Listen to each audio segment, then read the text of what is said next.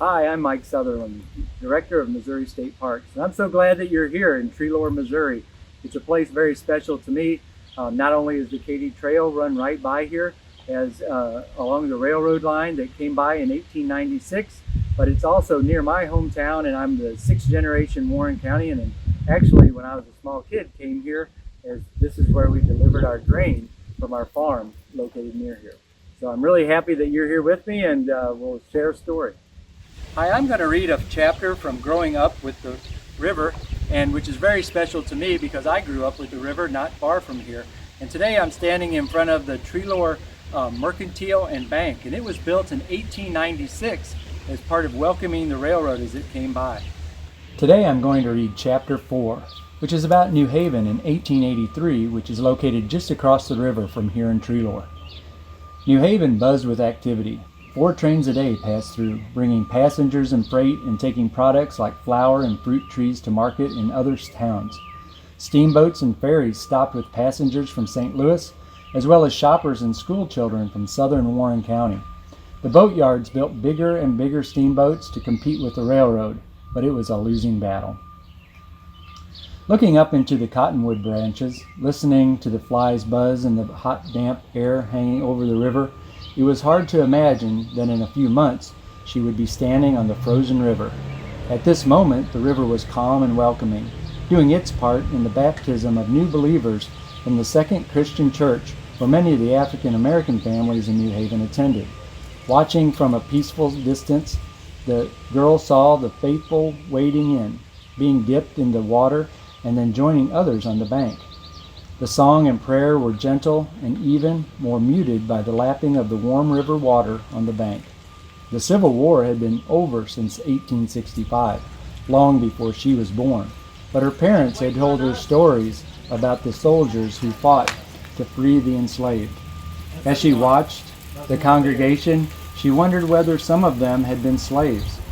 Today they were freedmen working on steamboats, on the railroads, and in the mills. She was relieved that the war was over and that they were all free. Now she just wished that they all went to church together. In a couple of months, through the same stretch of river would not be a good place for baptisms, for the river would be frozen as solid as a stone, and the cold wind would be fierce and blowing snow across the surface. For her brother, winter on the Missouri was the most exciting time of the year, better than his own birthday. He counted the days until it was time to harvest ice. He loved the noise and danger as the men cut, sawed, and chiseled ice into blocks that were pulled by teams of horses to the river's edge. He studied every man's role in the process and proved how strong he was by gathering stray chunks. He knew that cutting ice was something he would want to do when he grew up. After the harvest, the men drove the horses to the empty ice house to unload the stack the ice. On a bed of sawdust, they laid out layer of ice, then another thick layer of sawdust to keep it frozen solid, then another layer of ice, more sawdust, and so on. The work exhausted the men and the horses, but everyone in town needed the ice. They appreciated living on a river for making it possible. When you were a baby, our food would spoil in the summer. Now you can have an ice-cold glass of milk with your pie in June. Who can believe it? Mama asked as she slid a piece of peach pie towards the girl. Her brother acted like he did a lot of work, so she teased him by giving most of the credit to Barney. Barney was the horse who pulled the ice wagon through New Haven, bringing small blocks of ice to keep the ice boxes at home nice and cold, and their food fresh. Anyone who needed ice put the Ice Today sign in the front of their window. Look, Barney can read. He's stopping at our house. Actually, Barney stopped in front of every house, whether they had a sign or not, but she would never admit that to her brother. Their cousin, who lived on a farm across the river from New Haven, came to visit frequently, and she was amazed by their icebox. Most of the farm families had spring houses to keep their food from spoiling. A spring house was a tiny building that let cool water from an underground spring flow through the eggs, cream, and milk. Cousin thought that having an icebox inside your house and an iceman delivering a new piece of ice that had been cut from the river months ago was incredible. Ice in July seemed like magic. By the end of the summer, though, the town's ice house would be empty and the next harvest was still months away. In the fall, when everyone missed the ice, her brother was even more sure that he wanted to grow up to be an iceman. The girl could see why her brother would like to cut and deliver ice, but in her view, nothing was better than going to school. Even though their town was small, it had 2 schools. The children from the river baptism went to one school, and she attended the other. Her school building was brand new, and nothing smelled better than the rows of new benches, the new lumber and varnish, and paint and slates all smelled heavenly, and she told her brother so. "Ew, I can't concentrate because it all stinks like a new school. Makes my nose itch," he demonstrated by trying to rub his nose off his face. Fact was, her brother didn't like to sit in school all day. He wanted to be down by the river, but it seemed like everyone always had other plans for him. One of her favorite classes was geography, so she could see where her family came from Prussia. Her teacher said, "Put your left pointer finger on the Missouri River and your right pointer finger on the Rhine." Let's imagine how very, very hard it was to get from there to here. She knew that her grandparents had been extremely brave. Her parents ran a bakery, and they lived above the store, so the entire family worked there.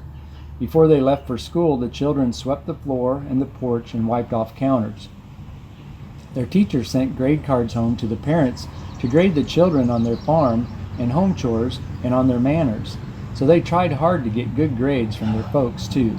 But the boy just wanted to be out on the riverfront. Their town was so busy. It seemed like everyone wanted to come to New Haven. Steamboats stopped at the riverfront with passengers coming and going all day. Some stayed at the new Central Hotel on Maupin Avenue. The steamboat New Haven traveled to places upriver and down, almost 60 whole miles, to Black Walnut to the east and Chamois to the west. Some of the boats traveled all the way up the Missouri as far as the Dakotas and Montana. Their teacher told them that when their town first started, it had a different name, Miller's Landing. Up and down the river, Miller's Landing was known for its wood yard. The unlimited number of trees growing along the river which the steamboats needed most was the firewood to power their engines. The children loved the smoke and noise of the big steamboats. They and all of their friends knew the names of the steamboats, the routes, the fares and timetables, and how many people they could carry. The riverfront seemed busy, but their parents and others said that every year there were fewer and fewer steamboats and that the trains were becoming more popular. The whole town looked forward to the steamboat that was the biggest of all, the Montana. Everyone said that if any boat could beat the railroads, it was this one. The Montana was more than 250 feet long and seemed to fill up the river when it passed by. The train and steamboat schedules mattered a lot to her parents. The bakery needed the business that the Pacific Railroad and the steamboat New Haven brought to the town. Smaller boats, called ferries, brought people from the north bank of the river from the towns of Treelor, Holstein, and Pinckney several times a day. Passengers who didn't even realize they were hungry would follow the smells to the bakery and buy some special treats to take back home across the river. The girl asked her father why he decided to open a bakery, and he said, "Well, because you can't catch or shoot pies." "What, father?" He said anyone could go to the river's edge, throw in a line and catch a big catfish, perch, bass, or even sturgeon. A hunter could walk to the edge of town and shoot a turkey or deer. In the old days, there were even elk and bear, but they were gone now. Father said that by working hard, he could make something that people couldn't shoot or catch, and that made the bakery a good business. Of all the boats on the river, one was the clear favorite of the girl and her brother. It was the only riverboat that didn't need firewood. When their cousin came to visit, she often came on the Tilde Clara. Like the other boats on the river, it had a paddle wheel, but it was different from the other boats because it didn't use firewood to make steam to turn the wheel. It had horses on board. The horses were harnessed and walked on the treadmill to power the paddle wheel. The Tilde Clara only went short distances back and forth across the river to ferry people from one side to the other. Their family had taken a trip on it, and this was one thing where the children agreed. Even though steamboats were bigger, this was the best river trip ever. The steamboats brought goods to town, but they mostly brought people. The trains brought all manners of goods from far away and carried things away as well. Fruit trees from the nursery and flour sacks from the mill filled up the car after car being shipped from New Haven to who knew where. Somewhere they must be planting a lot of trees and baking a lot of biscuits. Her father told her that there were many bakeries like theirs and every single one of them needed flour, but not every town had a flour mill like New Haven's. One evening after the store closed, as they made their way upstairs, their parents told them that someday there might be a way to deliver ice with a wagon that ran on steam power, like the steamboats. Barney would be out of a job, but at least they knew people would always need ice from the river for their ice boxes. This year is also a historic year because it's the 30th anniversary of the Katy Trail. And I hope you'll take a chance to ride the Katy Trail where the railroads once ran and come through many of the small towns, much like Treelor, and visit and learn about Missouri.